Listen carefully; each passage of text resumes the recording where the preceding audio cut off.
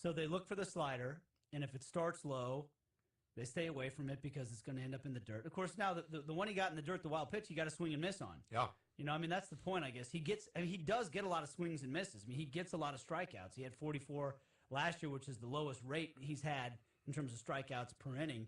It was the first time he was below 9 strikeouts per 9 innings, which was still 8.3, not bad.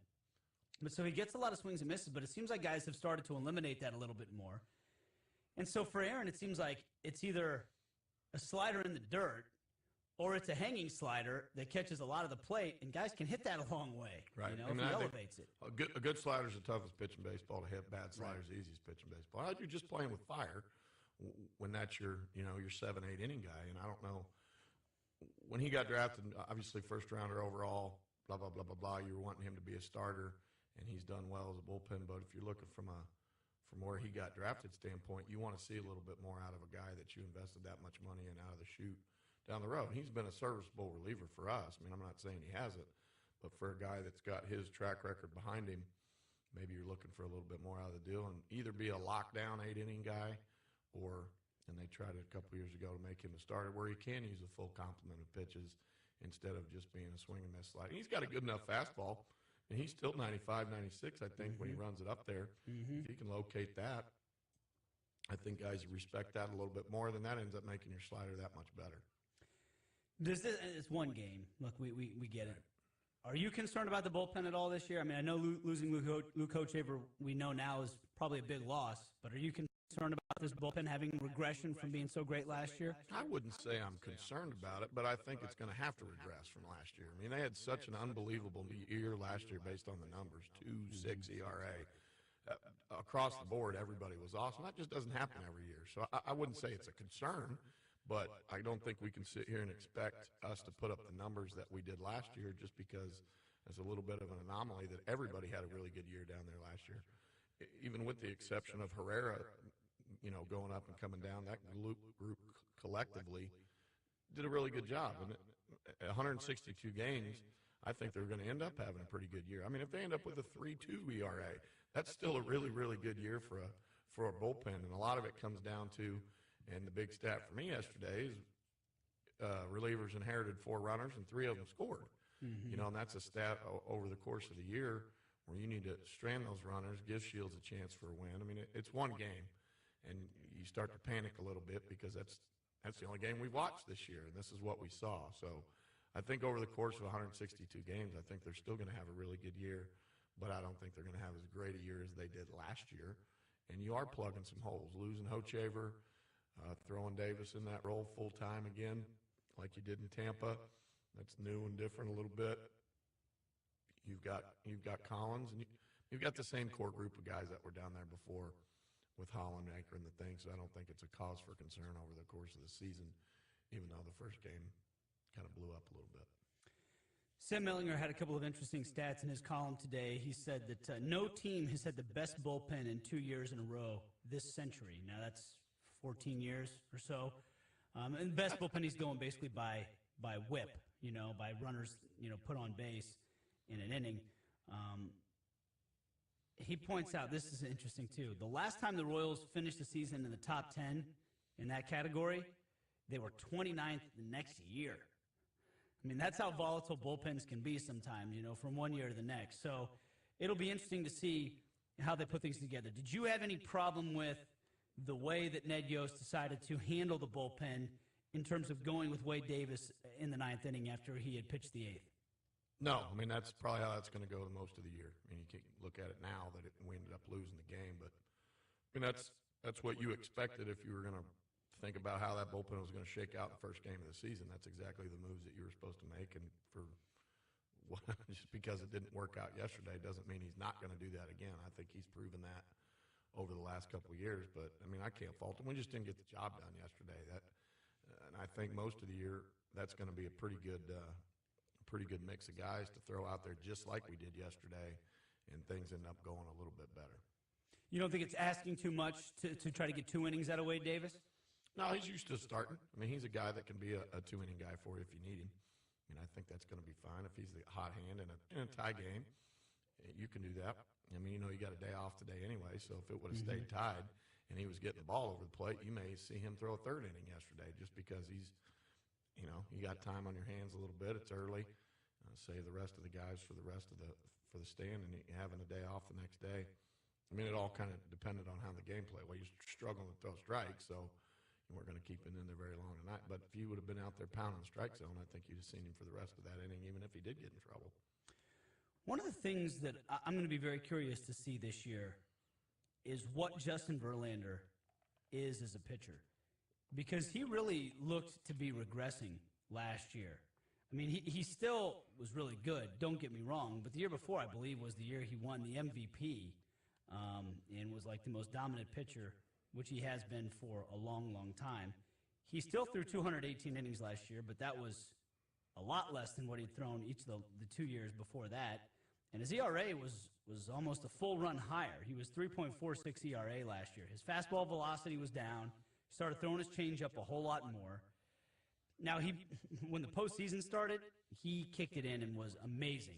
And so that part of me made me think, well, maybe he's just kind of redefining himself as a pitcher, and whenever he needs it, he can go just become that dominant guy he wants to be again. But, yesterday's outing was not a dominant outing. I mean, he went 6 innings. He gave up 3 runs. Obviously, the defense was not very good behind him, but it probably won't be most of the year. 2 earned runs. But like I look at the walk, he actually walked 3 and struck out just 2. That doesn't seem like a Verlander-type pitching line, does it? No, and I saw him throw a couple times this spring, and I thought the same thing going into the end of last year. Maybe a little bit of a swing down with his stuff, but then the postseason he came on, and this spring training he didn't give up an earned run, and he looked sharp, and he looked like he'd done some things different working out in the winter, and we've just done a good job against him over the last 10 or 12. I didn't see the numbers yesterday, but I know his first 10 starts or whatever against us in his career are pretty wipeout. But over our last 10 starts against him, we've done a pretty good job of battling against him, and we did that same thing yesterday. I mean, I don't think the one thing you'll see is you won't see Aoki strike out twice in one game much the rest of the year, and that was his only 2 strikeouts I think that Verlander had yesterday, and I don't think you'll see him walk a run in very often the rest of the year. He's got such good command of 3 different pitches, and I think opening day you're amped up. You want to do a good job. That might have to be something to do with it, but you can kind of see he's evolved a lot as a pitcher because he'll go maybe 2 seams a little bit earlier in the game and conserve pitches and conserve a little bit of energy, and when he needs to dial it up, he can still get to the 96, 97 and throw a good breaking ball. So I don't see much of a regression out of him. I just see that we did a good job. I heard you talking about it earlier. Our hitters did a good job yesterday just seeing pitches, making him pitch a little bit, and doing a good job fouling off some tough pitches. And he was a little bit erratic. I mean, 6 innings, 2 earned runs. I think any of us would take that any time out if that's going to be Verlander for the year. Do you have any problem with Mike Moustakas swinging away 3-0? And as I was driving in this morning, I heard you guys talking about it. And you know how Ned is as a player's guy. And I think if he's going to be the guy that they want him to be, I guess let him succeed or fail in situations like that. I mean, I don't think he should be swinging 3-0, but Ned's like, well, hey, this is the guy that we want you to be. Here's your opportunity on a 3-0 pitch. Let's see if you can do it. And if he doesn't prove that he can, then they'll stop doing it. Maybe that was the thinking right there, but he doesn't have enough good at-bats and to be a guy like that you know that there's a pretty good chance if he gets the pitch that he wants to pitch, he's going to drive it, not necessarily out of the park, but in a gap somewhere, and he didn't do it. So, I mean, it's one at-bat, but how common is it at the major league level for a guy to be given the take sign 3-0? I mean, does that happen a lot, or is that rare? I mean, how common is it? Well, I think a lot of guys, they give him the okay to do it. I mean, there's not many guys they probably, give him a straight take sign. Right. I mean, they're major leaguers. Well, and you also expect that guy, if you are giving him the green light, he's looking for one pitch, one spot, and that's the numbers bear that out over the course of the year. And I heard Jake say that earlier. It's a lot better hitters that have the ability to recognize that pitch in that spot and do something with it. Where there's probably a lot of people that have a 3-0 count that don't swing, whether they take or whether they get ball 4, which could be the same thing. I mean, the numbers bear that out too. But you've got a lot of really good hitters in the league that when they get that 3-0 pitch, that's why they have the green light, is you trust them to be able to recognize a pitch in a location and do something with it. Now, I don't know how many hitters in the league can do that. So either A lot of guys probably have a 3-0 green light. What do? They just take. They just take. They just take. Because they're better safe than sorry. Right. And Worst case scenario, you're 3-1, which Exactly. I'm guessing that the league hits pretty well in a 3-1 count too, right? I would say so, yeah. But those For guys, example, like will Alcides Escobar? I'm not saying you know what this team does, but a guy that hits like Alcides Escobar, does he get a take sign? Does he get a flat like you're not swinging, buddy? Like it's 3-0, you're taking, or no? Do they in the major leagues? Do they just say you're a big leaguer? You know. come on, what supposed to do? you're smart enough that I don't Okay. have to be a high school, college, and give you a take sign from the third base coach. Right. Don't swing. That's You a know, high school college thing. That's not a big league Sure. thing. You wouldn't think so. I mean, unless the guy's proven that maybe he's not smart enough to realize that he is 3-0. And Give you're gonna Angel have to Barreau get- the old take sign, right? Sure. So I'm sure there's some of those guys too. Right. That don't realize what they are or they aren't. But most guys are pretty smart in that regard. That hey, I'm not going to drive the ball out of the ballpark anyway. And I'm going to take. Yeah, because you're 3-1. You're still in good shape as a hitter. So maybe that's just a sign that Moustakas is feeling good, that he felt confident enough himself to go swing at that pitch. I mean, And look, I think that's exactly what they're looking for. The guy's got enough confidence, and okay, you had a good spring. You're swinging the bat pretty good. If there's one time that we are going to give you a green light, 3-0, here it is. you worried about his confidence at all if he gets off to a bad start? Yep. Sure. Yeah. Yeah, because he hasn't done it during the regular season. Obviously, had a good spring. Whether that's Arizona or whatever. There's a whole lot of people that were in Arizona that didn't have good springs, so you can blame what you want. Everybody's in there. All the teams that are in Arizona. It just are all doesn't in mean Arizona. anything. It doesn't mean anything good or bad. I don't think it doesn't mean anything because you don't want a guy to go out and hit 100 in the spring, but if that helps. It's not a huge thing, but to have a little confidence and be seeing the ball and know your approach and all that stuff, yeah, it's a good thing. Does it mean a ton? No, you want to carry that over and come back, but I mean, it's completely different. It's 85 degrees out there every day in the light air, and then you 3 days later you're in Detroit. For God's sakes, it's a totally different thing. Well, and now you're facing guys whose number one priority is to get you out. Right, In spring training, that's not everybody's number one priority. working on stuff. Yeah. 913-381-0810 is the phone number. Jamie Bluma in studio with us on Sports Radio 810 WHB and 38 The Spot. Behind me is the all-new Canadian Dodge Durango. It's got it all, including a maple syrup-resistant glove box and 12.4 Capoles. Use it as often. So they look for the Side, boom. and if it starts Capeels. low, stay away from the Kipples. Take it like this.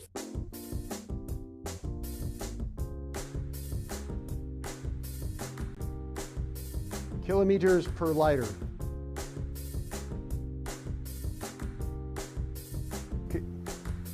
Kilometers per litre. I don't know what you want. I don't read Canadian.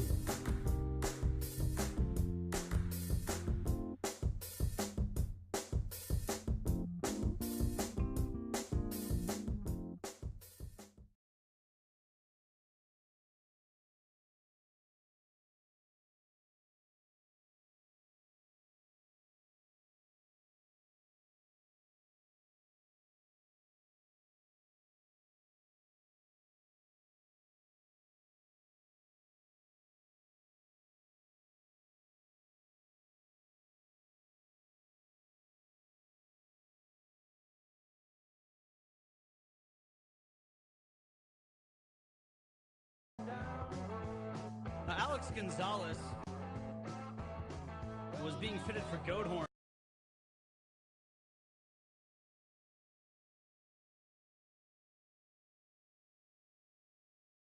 Out there, but he ends up becoming the hero of the game for the Detroit Tigers with that triple and then with the game-winning hit later in the game. But a guy that was not looking too sharp at shortstop, Bluma. I'm interested to see how that situation with their shortstop situation shakes out in Detroit because that wasn't looking so good early in the game. Their infield defense is going to be suspect at best all year. You got a rookie at third base. You got a new guy at second. Kinsley's going to be fine at second. You got Cabrera over at first. He is what he is. And DH playing first base for most of the season. But I think that's where we've got an advantage over the course of the year. Our defense and our infield and outfield defense is going to be a whole lot better than theirs. Maybe their offense is going to be a tick better than ours, and that evens everything out. And that's why I think this is going to be a pretty good race between us and them the most of the year. That's why that one's so tough. I know it is only one game, but just like we were talking about down the stretch last year, I mean, one games matter down the stretch. I mean, if you can stay out of the 4 and 19 hole, we talked about that forever and ever and ever. But when you're in a game like that, especially against Verlander, you're up 3-1 in the 7th, and that's the game that you want to win, where you can look back and say, you know, that was one of those games that mattered. I know it was only game 1 out of 162, but you win a couple of those, and you end up with a season series win or something. You can look back and say, hey, that was one that, you know, helped us out quite a bit over the course of the year. Nate Bukaty along with Jamie Bluma here. Jake Gutierrez running the show. Aaron Swartz producing things. All right, I'm going to be positive here to start off. The Royals are not in sole possession of last place because the Twins lost yesterday. But the rest of the division was pretty good with their starting pitchers yesterday. Chris Sale, 7 1/3, 8 strikeouts for the White Sox in their win. Justin Masterson, 7 innings of shutout baseball for the Cleveland Indians in their win. There are some good number one starters in this division. Very good, yes. I mean, it's going to shake out over the course of the year, too. The number ones don't end up matching up against number ones a whole lot after the first couple weeks of the season because of off days and everything. But, yeah, there's some pretty legit number ones, including us. I mean, Shields went out there and did the same thing you expect him to do. And when you got Shields versus Verlander and Masterson and a lot of the other guys in this division, I think that's why it's going to be tough. And that's why over 162 games, once it comes down to 2, 3, 4, 5, and infield defense and all that, I mean, you only got one game to go off of for everybody right now. And that's some of the struggles for me the first couple weeks of the year is you don't have a whole bunch of stuff to base anything on, and you're really high or you're really low, and it's really hard to keep an even keel because everybody was ready for the season to start. And this is the only thing we have to talk about because they've only got one game under their belt. And you look at what everybody else in the division did and see and try to temper your expectations a little bit because it is only one game. Speaking of only one game, just because I know how much Steven wanted to see this guy back in a Royals uniform. Did you guys see what Emilio Bonifacio did yesterday for the Chicago Cubs? They lost the game. They didn't score any runs, but did you see the day that he had? Yeah, 4 hits, double, outfield assist. He got picked off at first base, too, but, yeah, he was 4 for 5 yesterday. That was a head-scratcher a little bit. I know we signed Bruce Chen, and he was the guy that was the casualty on the roster that day, and I don't know if it was because he was making too much money, but I was hoping to see that guy as a super utility guy for us. And we were just talking about it a little bit in the break, that good to see that Siriaco's on this team because I was concerned, and I had talked about it last week with you guys, about Valencia being our only backup middle infielder / third baseman / what else he's going to do. And we ended up keeping 11 pitchers and keeping Siriaco, so we at least have a little bit of depth. And I think he's a little bit of a poor man's version of Bonifacio. He does a lot of the same things, maybe just not quite at that level. Well, that's why he's not making as much money as Bonifacio. Yeah, and Bonifacio is an arbitration guy, so I think he's about $2.6 million this year. And look, he wanted to play every day, I think was part of the deal. You know, he got to start yesterday in center field for the Chicago Cubs, and he wouldn't be playing every day if he was with the Kansas City Royals. So it's a little bit of a different situation. But I wanted to point this out. Jake, we talked about batting order yesterday and where we'd all like to see maybe one little difference in the Royals batting order. I'm one of those guys that typically thinks that the batting order stuff, it's great fodder for talk radio, and sit around the bar and complaining about your manager. But for the most part, I think that, you know, the impact that their batting order has on a team is a little overrated. But because we were talking about this yesterday, I found it very interesting. Did you guys see where Will Myers, I already told you, Bluma, so you know the answer. But Jake, do you know the answer yet? Do you know where Will Myers hit in the batting order for the Tampa Bay Rays yesterday? I do not. He batted second. And we talked yesterday about how we'd all like to see Alex Gordon hitting second for this team. Yeah, you're usually, when you're best hitter, get him as many at-bats as possible. A lot of the nerds, the stat nerds, have built the case over the past few years that your best hitter should be hitting second. But it's actually the most important spot in the entire lineup. I don't know if that's true or not, but I can just simplify it to I want my best hitters hitting more often, and I want them at the top of the order. And I think that when you put guys down 5 and 6, you know, you're taking a chance at not even getting your best hitter up in the first inning of a game. The Royals obviously have the quote-unquote old-school approach. You want your big bats in run, quote-unquote, run production situations. Get them in the middle of the order because then theoretically they'll come up with guys on base more often and they'll get to drive in more runs. You want your number 2 hitter to be the little guy that can manipulate the bat, tough with 2 strikes, hit behind runners for a hit and run. He can drop down a bunt and all those things, which to me is completely outdated thinking, in my opinion. Now, I'm sure the response is, what do you know? You're just some nerd that talks on the radio. You never managed Major League Baseball. You never even played Major League Baseball. What do you know? Fair enough. I mean, yes, that's all true. Fair enough. But then I look at a team like the Tampa Bay Rays, and they're hitting Will Myers second. He is a run production guy, right? He's considered to be a run. Is he not? Is he not considered a guy that's supposed to drive the baseball, hit home runs, run production guy, right? Period. Yep.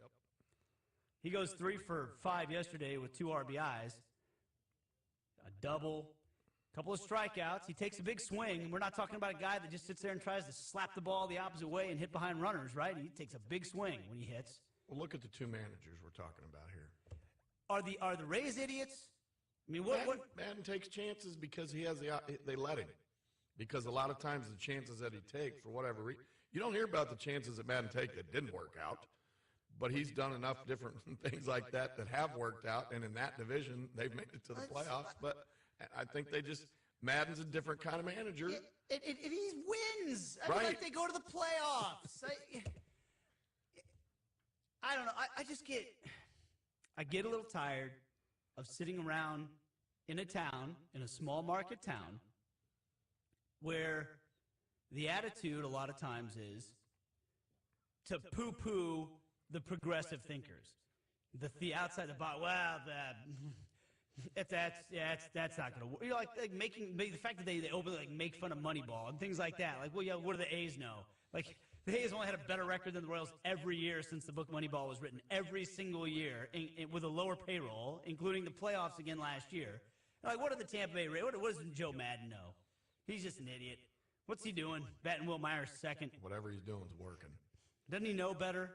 Doesn't he know? He just wasted those 3 hits by Will Myers yesterday by hitting him second. Could have had those 3 hits. Could have had that double down in the order with somebody on base, for crying out loud. He only had 2 RBIs yesterday as the number 2 hitter. He could have had 4. You know what I mean? Like, I don't know. Well, and I think the reason that the lineup was yesterday, because that's what Infante's done for his whole career. So it's the first game of the year. You bat him second. You move Gordon. I think that's going to change throughout the course of the year. I think maybe depending on what Infante does, maybe you flip-flop him and Gordon. Maybe Perez, if he continues to swing the bat. I mean, nobody ever expects him to hit because he's such a good defensive catcher. Right. And he's valuable because of that. And if he does hit, then that's always a bonus. Well, he's always hit. He's hit. He hit again yesterday. He's hit the whole time he's been here in the big leagues. Well, after a while, when you got that many on bats underneath your belt, guess what? You're a pretty good hitter.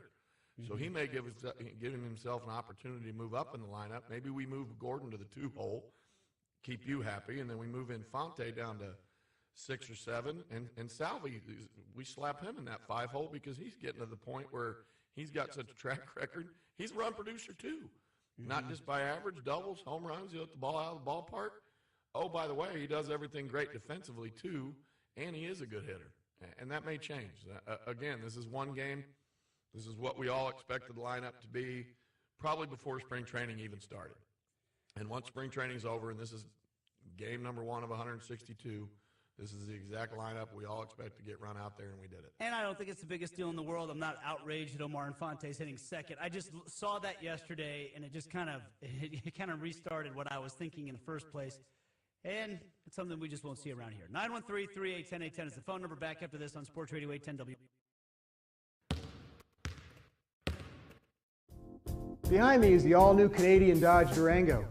It's got it all, including a maple syrup-resistant glove box and 12.4 Capulls. Express the Royals drop another opening day. They're 8th in a row yet. Boom. Capeals. They with a 43 loss at Detroit. The bullpen that was Sooker. Kipples. Express the Royals drop another opening day.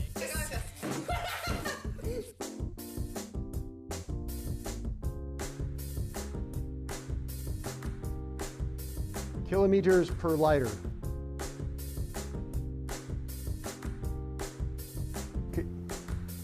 Kilometers per litre. I don't know what you want. I don't read Canadian.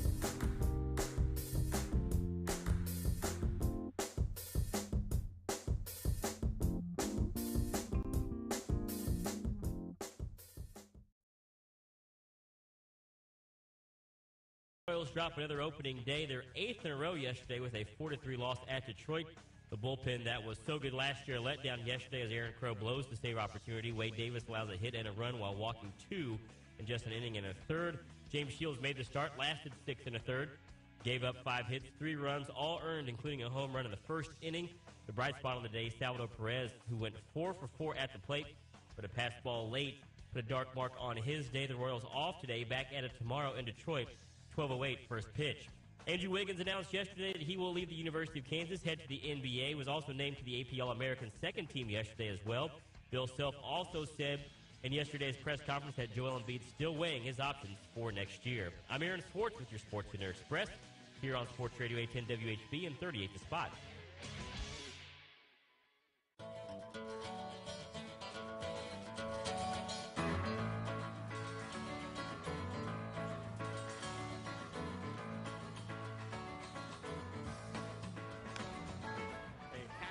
This is not a routine play because Davis can run and Hosmer goes sliding into the bag as Davis trips and goes down. Way to get out of the way. James Shields showing some athleticism there.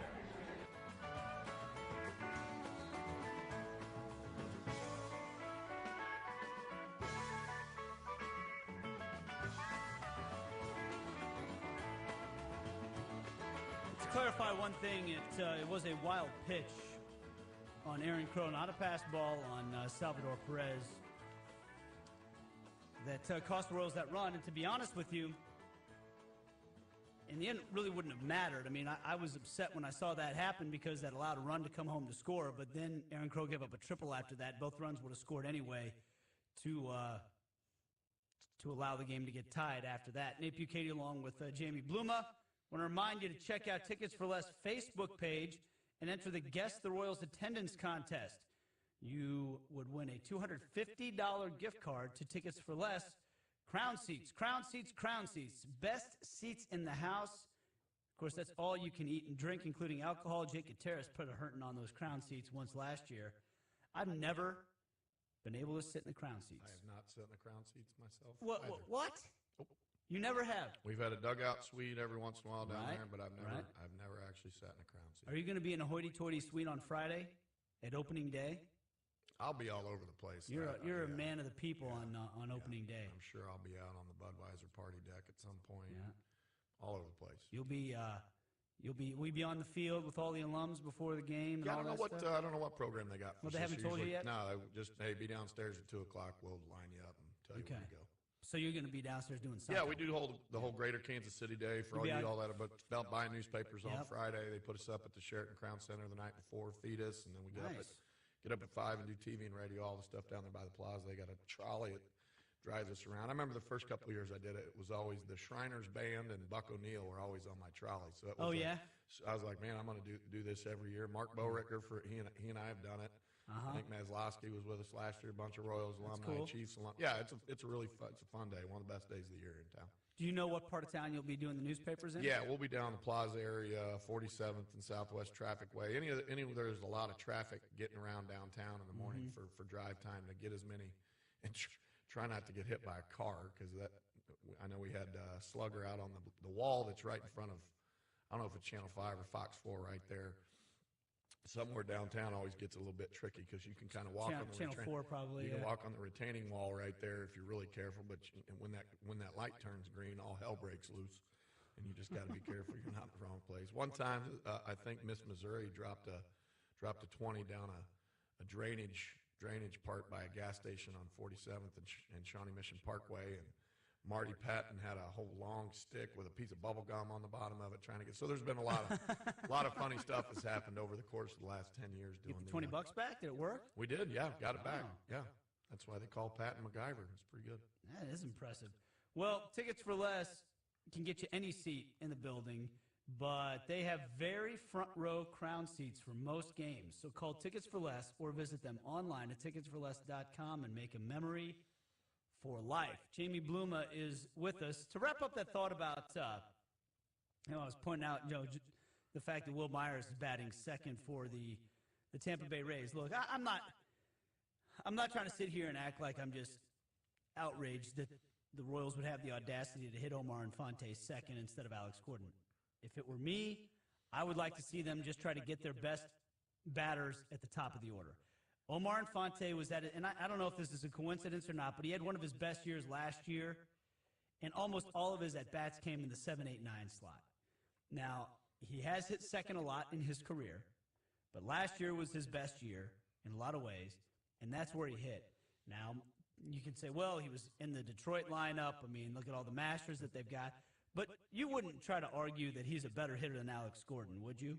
Just overall, if you had to take one guy's offensive production over another, you'd take I'll put words in your mouth, but who would you take? Gordon overall, but they're completely two different kind of hitters. I mean, it's hard to compare those guys as far as where they're going to bat in the lineup. Gordon's done a great job for us as a leadoff guy, where he's not, because that was the role that we needed him to fill. I think Gordon's going to be a guy, ultimately, when he settles in, is going to be a run producer. And whether he's hitting in the 2-hole, 3-hole, 4-hole, 5-hole, overall, you're going to get more production out of him. He can get the ball out of the ballpark. Now he can give himself the opportunity. He still hit 20 home runs last year out of the leadoff spot. Where now that you got a guy like Aoki, and I think he's going to be a joy to watch over the course of the year. I mean, don't take yesterday to heart because he struck out a couple times. The guy barely strikes out ever. That was nasty curveballs on both of those that Verlander threw him. And this is going to be a fun lineup to watch, whether it ends up being Infante in the 2-hole doing what he does, or he ends up getting slid down the lineup. There's a little bit more pressure on him because of our lineup and what he's going to do in the lineup and the money that we're paying him and that type of thing, where he didn't have that pressure on him in the Detroit lineup with the boppers that they got. When you got Cabrera and you got Prince Fielder and you got Kinsler and Austin Jackson leading off, they moved him down the 5-hole, 6-hole yesterday too. So because you got not a prototypical leadoff hitter, and Kinsler. I mean, Jackson's more of your guy that you envision in the leadoff spot because he can run a little bit, but he strikes out a lot. He doesn't get on base a ton. So two different lineups flip-flop. I'm anxious to see what's going to happen over the course of the season. We only got one game to talk about, and Infante was in the 2-hole and Gordon was in the 5. So. I mean, I don't think it's going to change. I mean, in a lot of ways, I'm just wasting my breath because as long as Infante's healthy, I think he's going to hit second, unless he just goes in the tank this year and they just feel like they absolutely have to do something. And once again, I'm not saying it's a disaster, but I just, sometimes I think, like, what would be happening if Madden was the manager of this team? And I look at it and I see Will Myers hitting second, and I go, you know what? Alex Gordon would probably be hitting second if he was the manager of this team. And once again, it makes me go, well, he'd at least give it a shot. You know that. Yeah. I mean, I just think you like to fight with Ned post game. That's what I think. That's pretty fun to watch too. I think he likes it too. He does. Gordon gets on base and he drives the ball. So gosh darn it, what if he hit all those doubles right behind Aoki? Anyway. Right. Well, hey, look, they're off today. Pitching matchup tomorrow. I don't think this one looks very good on paper. Vargas versus Scherzer. I mean, the game's not played on paper. We see interesting things happen. What do you think of this matchup? I mean, Scherzer obviously won the Cy Young last year. Oh, you did the same. We need to do the same thing we did with him that we did with Verlander yesterday. See a lot of pitches. He can have a tendency to get wild at times. Do a good job. I like how Vargas threw the ball this spring. That's one thing that I wanted to watch a little bit, see how he was throwing the ball coming into spring training.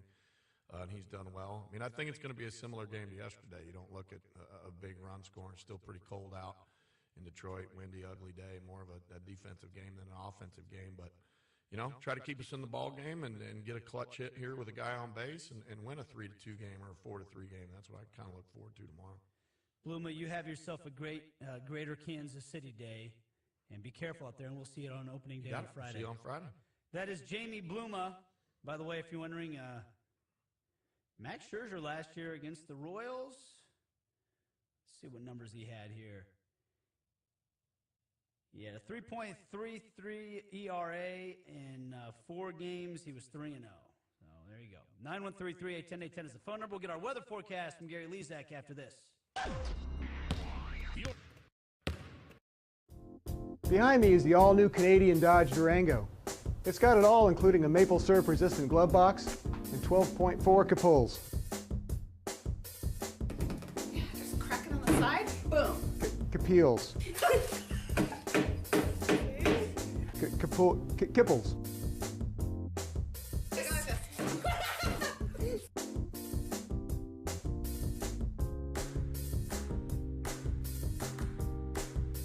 Kilometers per liter.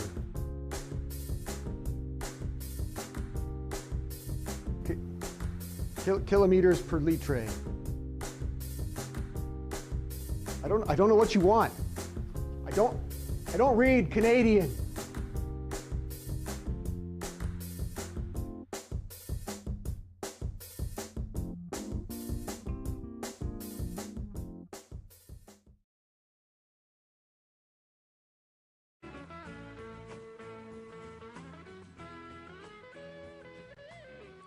All right, time for our weather forecast with Gary Lezak. Good morning, Gary. How are you? Good morning, Nate. Oh boy, what a first game. You know, I wish they could play today because Thursday I'm worried about some rain in Detroit. But first of all, before we go any further, you've got to hear this. Here's Jack and me. Listen carefully.